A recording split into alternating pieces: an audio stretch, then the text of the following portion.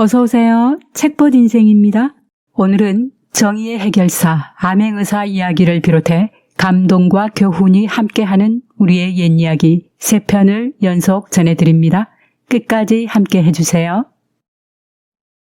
조선 후기에 학문으로 유명한 부솔 김제해라는 학자가 있었습니다. 그가 한 번은 5, 60냥을 주고 집 한 채를 샀습니다. 집주인은 과부였는데 김제해가 이사한 뒤 담장이 무너져서 고쳐 쌓으려고 담 밑을 파괴하였습니다. 그런데 뜻밖의 그곳에는 큰 항아리 하나가 나아졌는데 그 안에는 돈 200냥이 들어있었습니다. 김제해는 이 집의 본래 주인이 과부였기 때문에 아내를 시켜 그에게 편지를 써서 알리고 돈을 돌려주게 하였습니다. 편지를 받은 그 과부는 고맙기도 하고 이상스럽기도 하여 직접 김제해의 아내를 찾아왔습니다. 이 돈이 비록 내 옛집에서 나온 것이기는 하지만 실은 오랜 옛날의 물건이 분명합니다. 그런 돈을 내 늘 어떻게 모른 채 하고 가질 수 있겠습니까? 그 대가 반씩 나누는 것이 어떻겠습니까? 김제해의 아내가 말하였습니다. 내게 반씩 나누어 가지려는 생각이 있었다면 그냥 가져도 될 터인데 내가 무엇 때문에 본 주인에게 돌려드리려고 하였겠습니까? 나도 부인의 물건이 아닌 줄은 알지만 나는 남편이 있으니 집안 살림을 꾸려나갈 수도 있고 또 이 돈이 없어도 살아나갈 수 있습니다. 그러나 부인은 달리 의지할 데가 없으니 집안을 꾸려나가기가 어려우실 것 같아서였습니다. 그러니 행여 사양 마시길 바랍니다. 김제해의 아내는 굳이 사양하며 받지 않았습니다. 찾아온 과부는 더 이상 말을 못하고 돈을 가지고 가기는 하였으나 김공의 깊은 덕에 감격하여 이 일을 죽을 때까지 잊지 않았다고 합니다.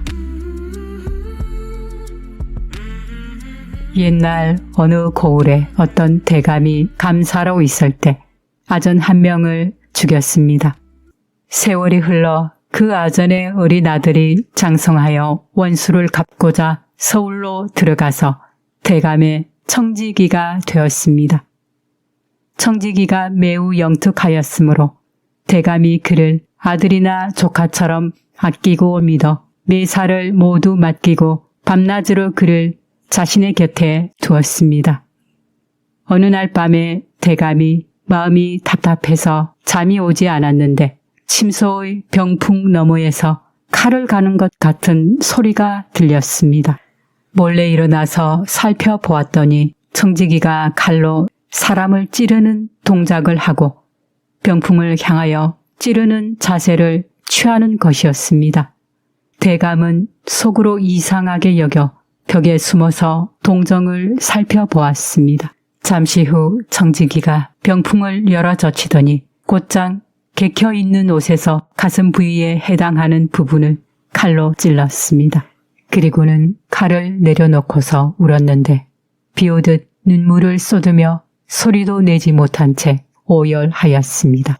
그러자 대감이 다시 앉아서 청지기를 불러 병풍을 거둔 다음 조용히 미소 지으며 말하였습니다.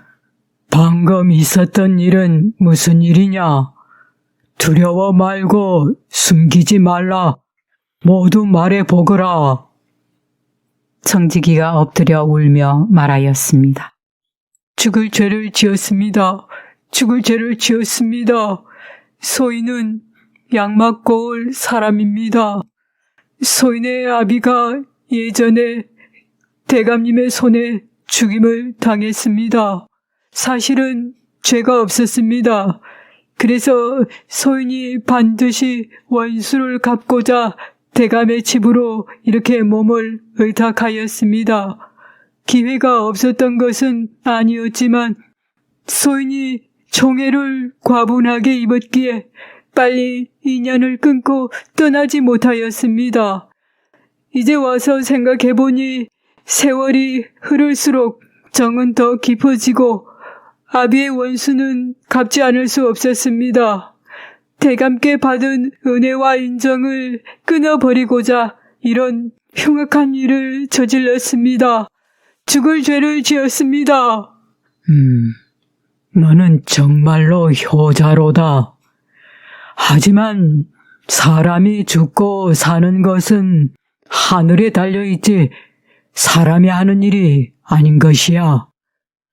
너의 아비가 죽어서는 안 되는데 죽은 것도 하늘의 뜻이고 내가 반드시 죽었어야 하는데 죽지 않은 것도 천명이지. 내가 네 아비를 죽이려 하지 않았으나 네 아비가 죽은 것은 우연히 죽은 일이며 네가 반드시 나를 죽이려 하였으나 내가 이렇게 죽지 않은 것은 우연히 죽지 않은 일이다. 너는 이미 너의 지극한 효심을 펼쳐 보였으나 천명을 어찌하겠느냐. 이제부터 다시 마음을 다잡고 서로 아껴 은혜와 의리를 다한다면 좋지 않겠느냐. 너와 내가 세상에 이 일을 입 밖으로 내지 않는다면 누가 이 일을 알겠느냐. 그렇게 하자꾸나. 이에 청지기가 감동하여 울며 말하였습니다. 예, 분부대로 하겠습니다. 소인도 인연을 끊고 발길을 돌리지는 못하겠습니다. 그 후 대감은 예전과 똑같이 청지기에게 모든 일을 맡겼습니다. 그 뒤에 대감이 귀양을 가게 되었습니다. 그곳을 청지기가 따라가서 곁을 떠나지 않았습니다. 얼마 뒤 대감이 세상을 떠나자 청지기가 부자간의 초상을 치르듯이 몹시 슬퍼하였습니다. 대감을 장사 지내고 청지기는 그 무덤 아래에서 3년 동안 여막살이를 하였다고 합니다. 사람들은 이 대감이 조선 중기의 문신 권진이라고 전하고 있습니다.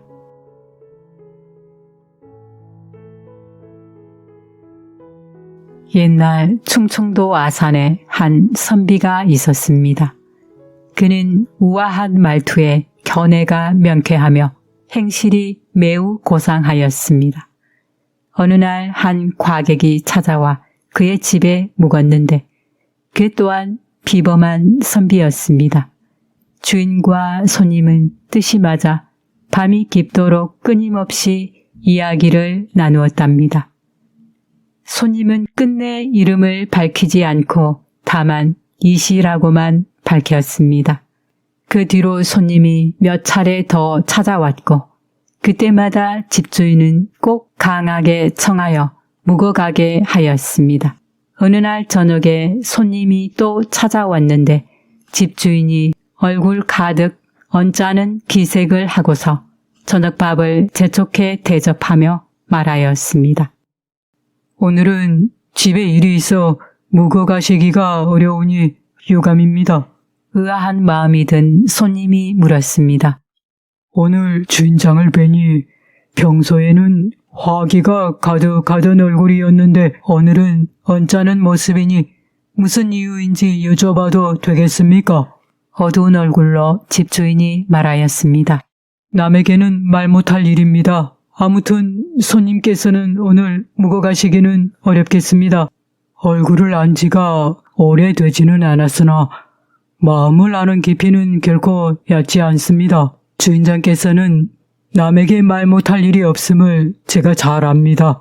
그렇다면 분명 뜻밖의 재앙이 생긴 것으로 사료됩니다.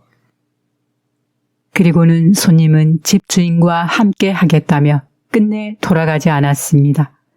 날이 어두워지자 집주인이 말하였습니다. 오늘 밤 집안에 사람이 죽어나가는 화가 분명히 일어날 겁니다. 손님의 힘으로 구제할 수 없는 일이라 눈앞에서 그 참상을 지켜보기만 할 텐데 괜찮으십니까? 옛 사람들이 자식을 바꾸어 가르쳤다 하기에 하나밖에 없는 자식을 친구의 손에 맡겼지요. 주인이 신리쯤 떨어진 고개 하나를 가리키며 말을 이었습니다. 저 고개 남쪽은 바로 제 친구의 집이고 고개 북쪽의 큰 동네에는 힘있는 부호의 집이 있습니다. 제 자식놈이 공부하러 왕래하는 동안 부호의 자제와 친해져 가끔 그 집에서 쉬어가곤 하였답니다. 그런데 그 집 며느리와 몰래 간통을 하다가 그만 발각되고 말았답니다.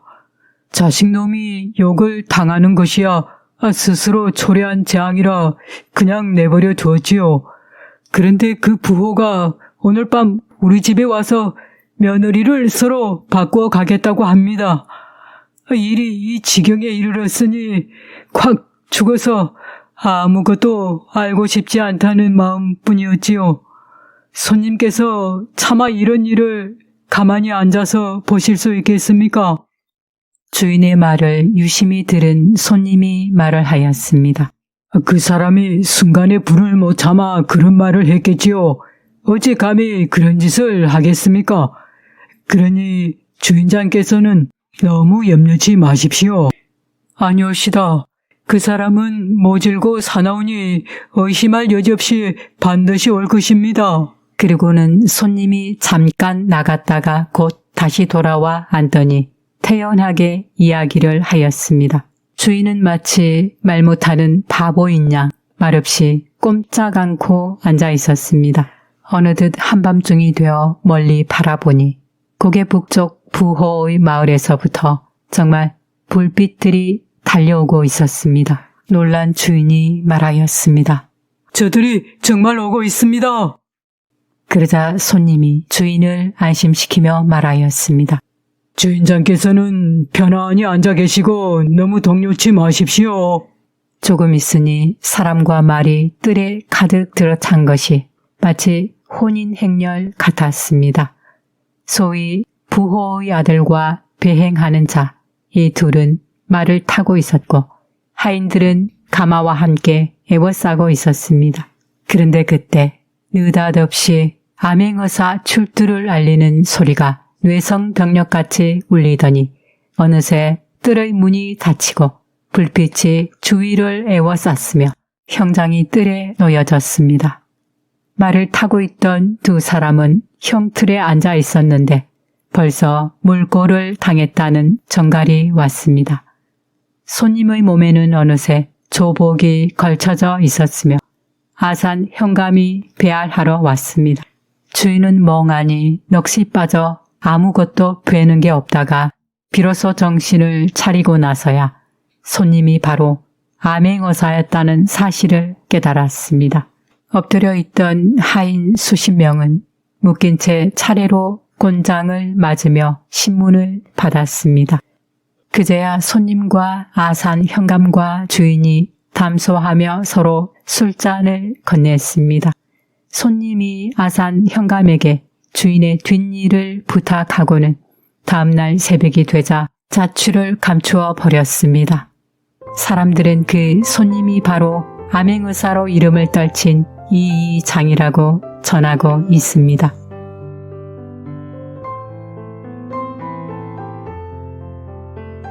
자신의 것이 아님에도 불구하고 좋은 것을 보면 견물생심이 생기는 것은 어쩌면 인간의 본성에 가까운 일일지도 모르겠습니다.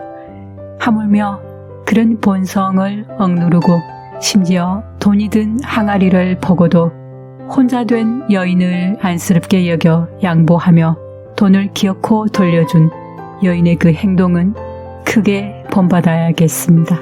원수를 사랑한 사람들에서는 원수에게 복수의 칼날을 들이웠지만 서로 간에 쌓였던 인정으로 인하여 결국은 용서와 화해의 분위기가 되었습니다.